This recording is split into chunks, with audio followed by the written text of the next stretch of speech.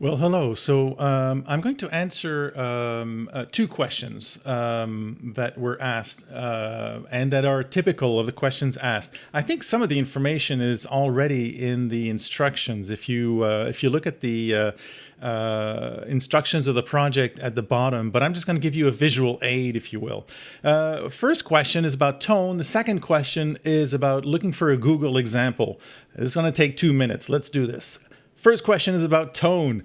I already looked at, searched it for you on Google, and this should go a long way in helping you understand what we're looking for here. So describing tone and writing, and then you find that this is a thing, this is something that people use.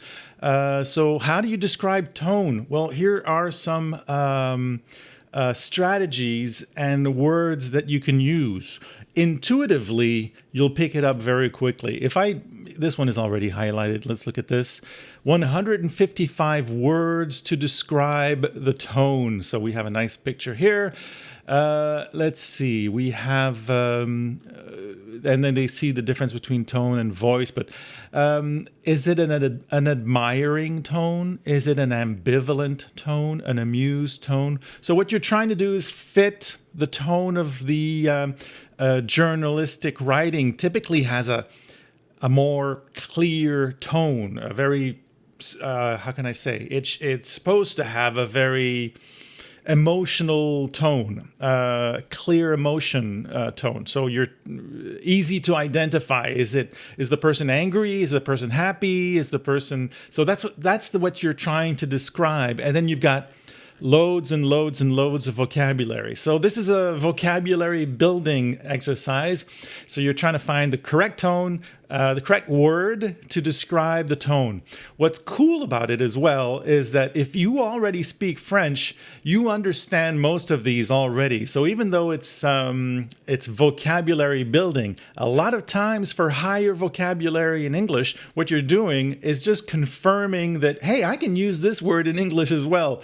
So if you're looking for that, that's a nice thing. So if you have any questions, of course, let me know. Let's go now to the second question. And the second question is about finding Google examples.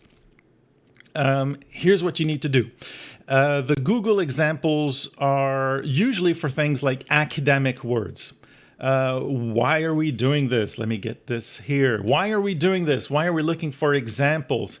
Well, these academic words, these fancy vocabulary words that have to do with a specific domain, field, these are difficult words, and probably we don't have a lot of experience with them.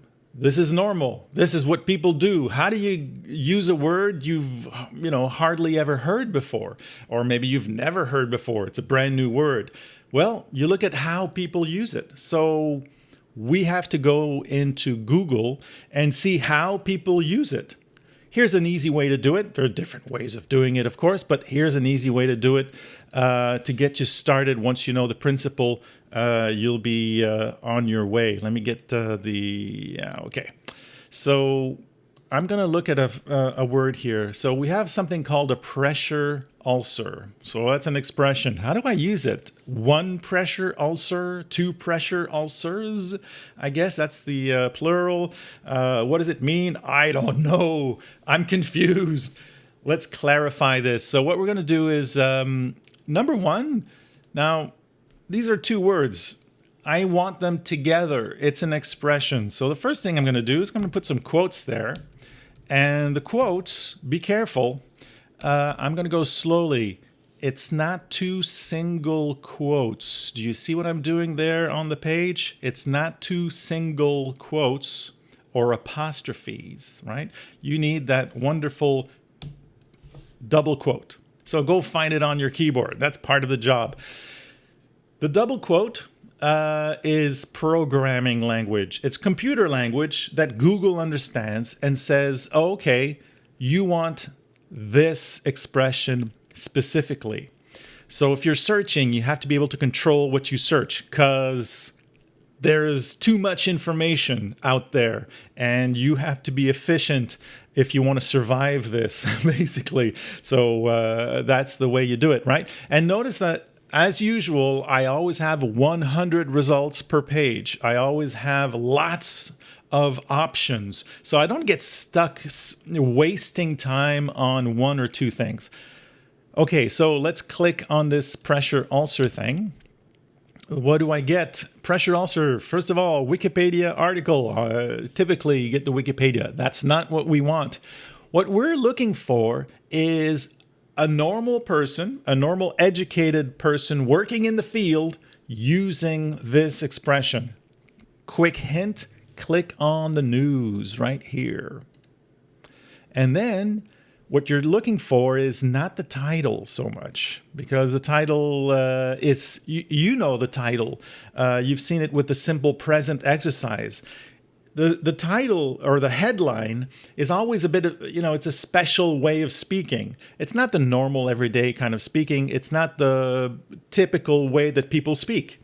We want the typical way that people speak. We want an example of usage. And so we want a normal American, normal Anglophone, or speaking, or Canadian American English speaking normally and using this. So an educated North American Anglophone using this language. That's what we're looking for in order to use it ourselves, so we know how to use it. So I'm just going to scroll down, because as we scroll down, we're going to not have this in the titles anymore. Fancy trick, but it works. Let's see if I can get pressure ulcer. I'm just going to go down like this, get even to the second page.